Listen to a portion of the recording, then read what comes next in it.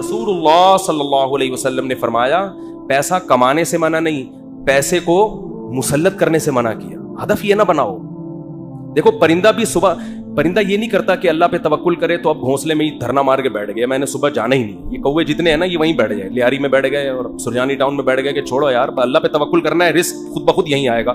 اللہ نے کہا نہ تمہیں نکلنا پڑے گا. تو آپ صبح نکلو رزق کے لیے, لیکن تسلی رکھو کہ شام کو انشاءاللہ پیٹ بھرا ہوا ہوگا, میری بنیادی ساری ضرورتیں پوری ہو چکی ہوں گی, اور جب میری اولاد کا ٹائم آئے گا اللہ بچوں کا خرچہ بھی میری جیب میں ڈالے گا. ٹینشن نہ لو کہ 2 بچے ہو گئے تو 3 بچے ہو گئے تو کہاں سے کھلاؤں گا. جس اللہ نے تجھے کھلایا بھائی وہی.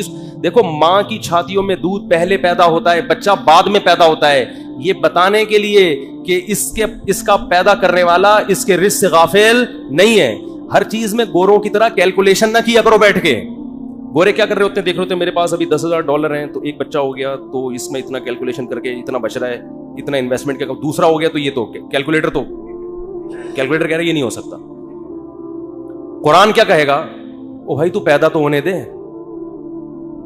دیکھو اگر ہم نے یہ دودھ کا پروسیس نہ دیکھا ہوتا تو ہم تو اس ٹینشن میں ہوتے بچہ پیدا ہوگا تو میں تو 2 کلو دودھ اور بھینس کا لگوانا پڑے گا مجھے, میں تو خرچہ نہیں اٹھا سکتا.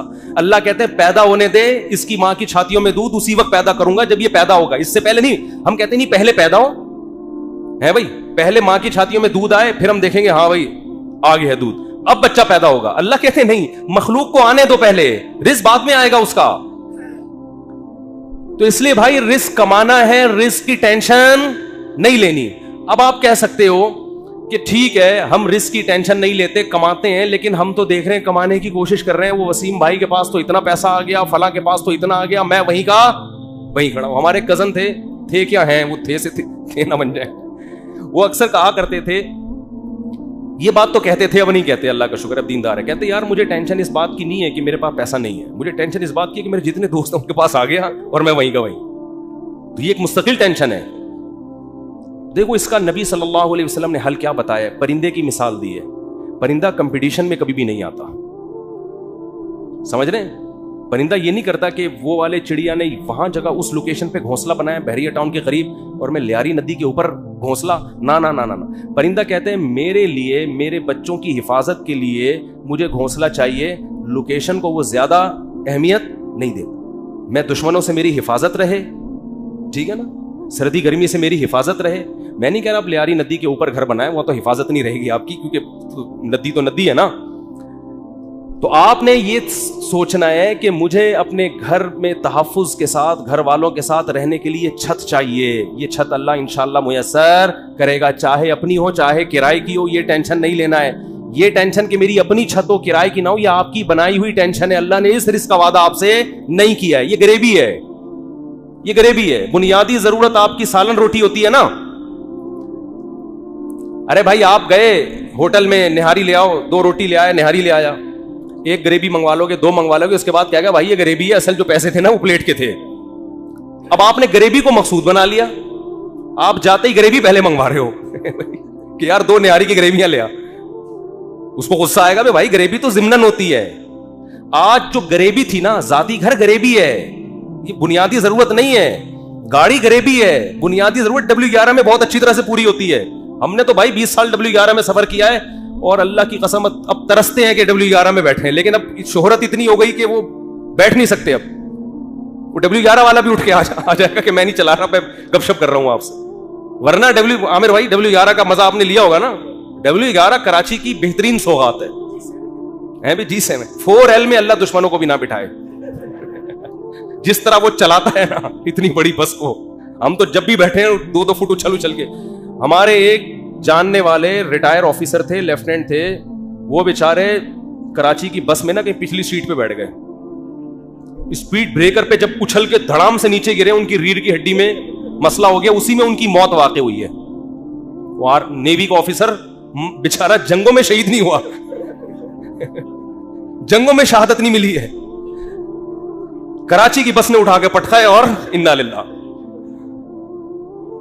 تو رسول اللہ صلی اللہ علیہ وسلم نے فرمایا جس نے دنیا کو ہدف نہیں بنایا, ضرورت سمجھا کہ میری بنیادی ضرورت 2 وقت کی روٹی ہے, میری بنیادی ضرورت کسی اچھے علاقے, اچھے سے مراد جہاں چرسی ہیروئن چینا رہتے ہوں, ذرا پڑھے لکھے لوگ ہوں, ایسی جگہ پہ مجھے گھر مل جائے جہاں چھت ہو, جہاں بنیادی ضرورتیں پوری ہوں, بس یہ بیسک ضرورت, چاہے وہ اپنا ہو چاہے وہ کرائے کا ہو. اور نبی نے فرمایا کہ جس شخص کو 2 وقت کی روٹی مل گئی, پیٹ بھر کے سر چھپانے کی جگہ مل گئی, اور جسم کسی بڑی بیماری سے محفوظ تھا اس کا.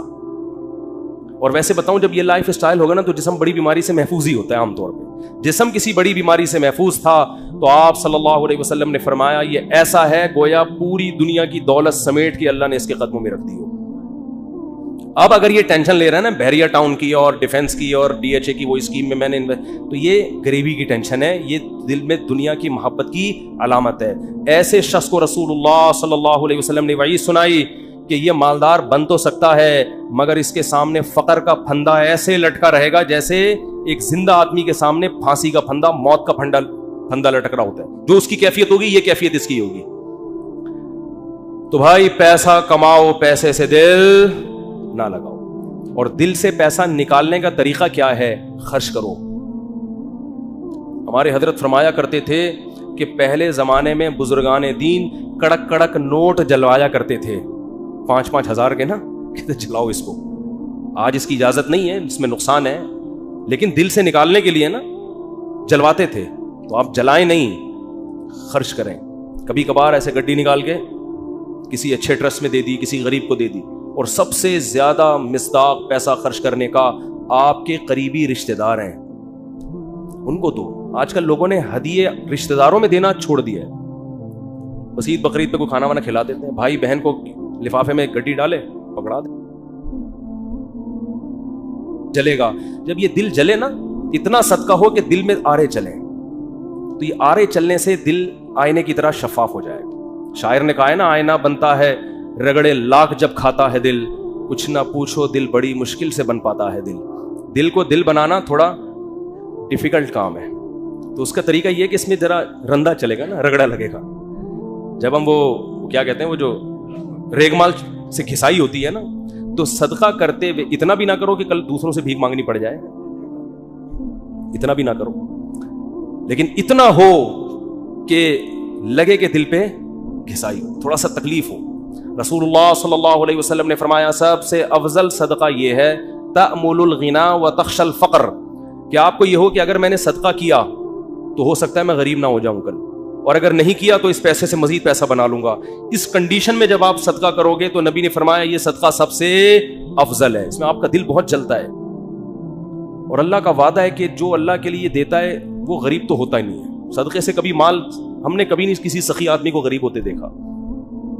تو اس سے دنیا کی محبت کم ہوگی. حدیث مکمل کر کے بس بیان ختم کرتا ہوں. فرمایا جعل اللہ فقرہ بین عینیہ وفرق علیہ شملا, جب دولت کو ہدف بنائے گا, مسلط کر لے گا, تو فقر کا پھندا اللہ اس کے سامنے لٹکا دیں گے. ہر وقت ڈر لگا رہے گا یار میں غریب نہ ہو جاؤں. پیسہ ہے, پلاٹ پڑے ہوئے, لیکن ڈر لگا رہے گا یار میں غریب نہ ہو جاؤں.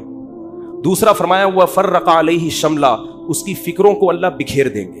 اتنی ٹینشن ہے, یہ کام بھی ہو جائے, یہ بھی صحیح ہو جائے, یہ والا بھی ہو جائے, پتہ نہیں سارے کام ٹھیک ہوں گے, ایک اٹکا ہوا ہوگا اس کی وجہ سے ٹینشن. وہ یہ نہیں دیکھ رہا کہ میرے سارے کام ٹھیک ہو رہے ہیں, چلو ایک نہیں ہوا تو کیا ہے.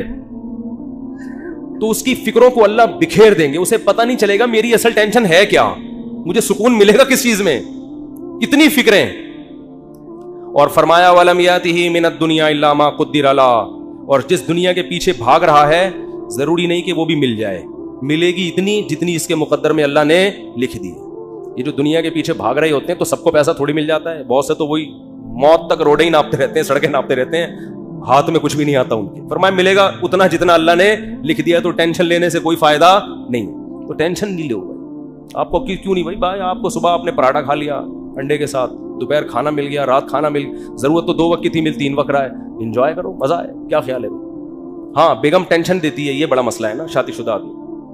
تو اس کو بولو بھائی دیکھو نبی صلی اللہ علیہ وسلم کی سنت ہمارے سامنے, آپ صلی اللہ علیہ وسلم کی امہات نے, ہماری امہات نے, آپ کی ازواج نے جب نبی سے یہ فرمایا کہ ہم اس غربت میں گزارا نہیں کر سکتی, تو آپ صلی اللہ علیہ وسلم فرمایا بھائی میں تو اسی طرح مسکین ہوں, تو تعالینا امتعکن واسرحکن سراحا جمیلا, کہ آؤ میں تمہیں نکاح سے فارغ کر دیتا ہوں, جاؤ جس سے مالدار سے نکاح کر کے رہنے رہو. تو یہاں بھی ٹینشن لینے کا بولو نہیں, اپنی طرف سے کوتاہی نہیں کرو. یہ نہیں کہ ادھر پیسے لاکر میں چھپا کے رکھے ہوئے ہیں بینکوں میں اور بیگم کو یہ بتا رہے ہیں جیسے میرے پاس کھانے کو روٹی نہیں ہے. یہ ناجائز ہے, یہ حرام ہے. اگر واقعی قدرت کی طرف سے آپ غریب ہو گئے تو بیگم کو 2 لفظوں میں بتا دیں, بیگم صاحبہ یہی میرے پاس آمدن ہے, اتنی میری تنخواہ ہے, اس میں اتنے ہی انڈے آ سکتے ہیں, اس سے زیادہ میں سٹی اسکول بیکن ہاؤس میں بچوں کو نہیں پڑھا سکتا, رہنے رہو ورنہ پتلی گلی سے نکلو. تو ٹینشن تو لینی نہیں ہے نا, خامخواہ کی ٹینشنیں کیوں مسلط کی ہوئی ہیں؟ لوگوں میں بدنام ہو جائیں گے, یہ بھی بڑا ایک مسئلہ ہوتا ہے. لوگ کہیں گے, دیکھو لوگوں کو خوش کرنے کے چکر میں رہو گے. یہ کبھی بھی گدھے والا قصہ سنا دوں اگر آپ چاہ سکتے ہیں, ٹائم ہو گیا ان کی وجہ سے آج تھوڑا سا 5 منٹ. وہ ایک آدمی جو تھا, بڑی عمر کا آدمی, اپنے بیٹے کے ساتھ گدھے پہ بیٹھ کے سفر کر رہا ہے. لمبا سفر تھا, باپ گدھے پہ بیٹھ گیا, بچہ آگے آگے. لوگوں نے کہا دیکھو باپ ہونے کا ناجائز فائدہ اٹھا رہا ہے, خود گدھے پہ بیٹھا ہوا ہے, بچے کو, چھوٹے معصوم بچے کو پیدل کیا ہوا ہے اس نے, بے ادب بنا رہا ہے اپنی اولاد کو, پہ درس نہیں کھا رہا. معصوم بچہ ہے بھائی, تو باپ ہے ایجڈ, ٹھیک ہے, تیرا کمزور تو نہیں ہے نا, چھوٹے بچے کو تو نے ایسے معصوم بچے پہ ترس کھانے کے بجائے باپ ہونے کا ناجائز فائدہ. جب لوگوں نے تانے دیے, اس نے کہا چلو میں نیچے آ جاتا ہوں, بچے کو اوپر بٹھا دیتا ہوں. بچے کو جب اوپر بٹھایا تو لوگوں نے کہا ابھی سے بے ادب بنا رہا ہے بچے کو, تمیز نہیں سکھا رہا.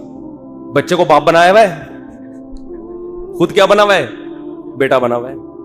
تو یہ بچہ بڑا ہو کر اس کا گریبان پکڑے گا. تو اس نے کیا کیا, اس نے کہا چلو یار دونوں ہی بیٹھ جاتے ہیں. دونوں بیٹھ گئے. لوگوں نے کہا گدھا ایک ہے, بندے 2 بیٹھے ہوئے ہیں. گدھا ایک ہے, بندے 2 بیٹھے ہوئے ہیں.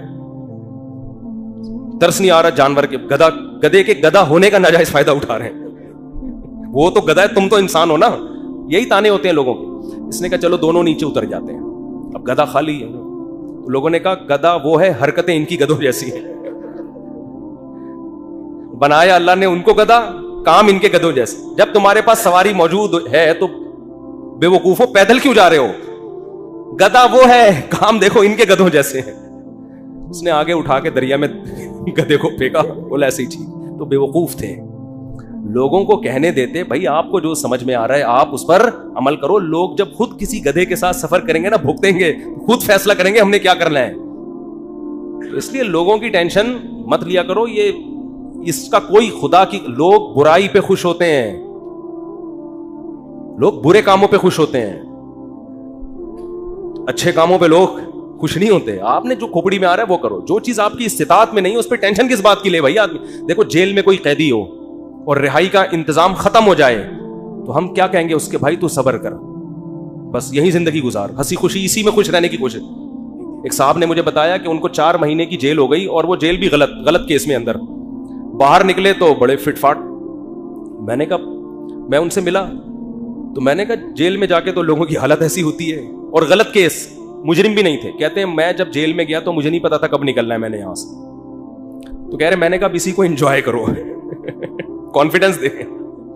اب کیا کرو جب ایک چیز اپنے اختیار میں ہی نہیں ہے. تو کہہ رہے میں وہاں ڈپس لگاتا تھا تاکہ تھکاوٹ ہو اور نیند آئے مجھے. اور اچھا وہ ڈولے شولے بھی نا کافی بن چکے تھے ان کے بڑے. میں نے کہا کیا کر رہے؟ کہہ رہے بھائی ہم ڈپس لگاتے تھے, اٹھک بیٹھک 400 بیٹھے اوپر نیچے, اور اس طرح میں سارا دن. اور کہہ رہے جن لوگوں نے یہ کام نہیں کیا وہ دیواروں سے سر مار مار کے پاگل ہو گئے. وہ تو جو چیز اپنے اختیار میں نہیں ہوتی ہے اس کی انسان ٹینشن نہیں لیتا. بھائی اختیار, غربت, آپ کمانے کی کوشش کر لی پھر بھی نہیں آ رہے ہیں تو پھر بھی کوئی سسرال والے, اور سسر اگر تنگ کرے نا, سسر بولیں کہ ہمارے بچے کو سٹی اسکول میں کیوں ایڈمیشن نہیں دلا رہے, ہماری بھی تو اولاد ہے نا. ایک صاحب نے مجھے کہا کہ بھائی میرے پاس پیسے ہی نہیں بچتے, انڈے کے پیسے نہیں ہے میرے پاس, میں بچے کو بیکن ہاؤس میں سٹی اسکول میں کیسے پڑھاؤں. تو میں نے کہا نہیں پڑھاؤ یار, جتنی استطاعت ہے اس حساب سے پڑھا لو. کہہ رہے سسرال والے تنگ کر رہے ہیں, ساس کا فون آتا ہے کہ کیا کر رہے ہو. تو میں نے کہا ساس کو بول دو کہ میری اولاد ہے بھائی, میں زیادہ اچھا فیصلہ کر سکتا ہوں. کہہ رہے میں نے جب اپنی ساس کو اور سسر کو یہ کہا کہ میرے بچے ہیں, مجھے زیادہ فکر ہے, تو انہوں نے کیا ہمارے بچے نہیں ہیں یہ, یعنی ہماری بھی تو بیٹی کی اولاد ہے, کیا ہمارے بچے نہیں ہیں.